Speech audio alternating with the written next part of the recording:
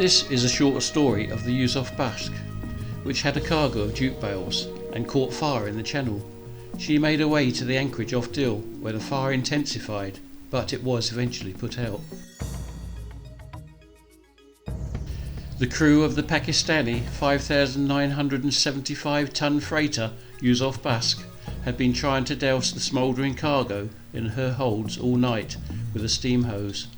The request to dock at one of her destinations, Boulogne, had been refused. Also, the port of Dover had denied the appeal of a berth. With reluctance, the captain of the freighter anchored just offshore at Sandown and informed the Coast Guard of his predicament. Captain Yousulf Baksh had a crew of 59 aboard, as well as his wife and 2 children, Yasmin and Serena, aged 2 and 4 years.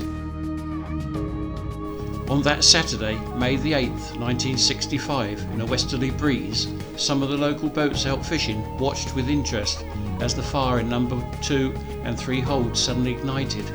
Angler John Sheriff, fishing in Alf Bett's boat, stated that there was a loud explosion and hatch covers were blown off, followed by a belch of flame shooting skyward.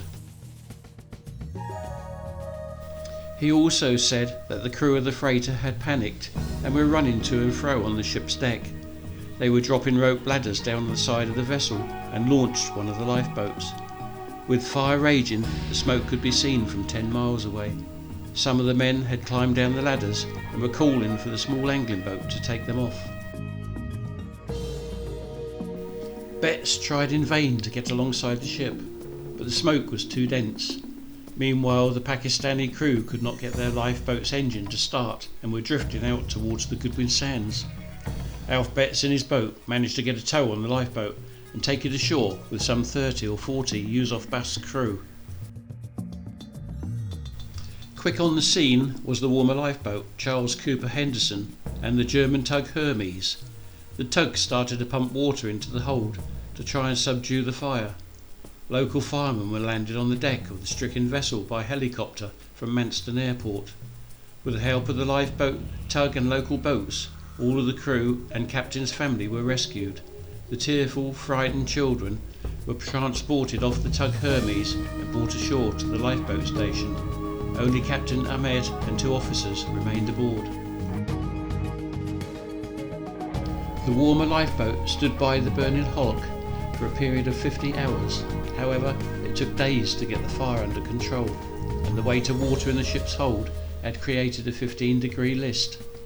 The water had also made the jute expand and the ship's decks were starting to buckle under the strain. Although this would have been his last voyage on the Yousulf Baksh, Captain Ahmed reluctantly left his vessel, which he had commanded for 10 years. The warmer lifeboat also had the sad job of removing the body of a part-time fireman, Reg Davison, on May the 9th. Later, Dr. James Hall confirmed that the fireman had died from a heart attack. This grim task would be one of the last for Ben Bailey, as he resigned as lifeboat coxswain shortly afterwards. The fire was put out after an assessment and the ship was towed away to Belgium.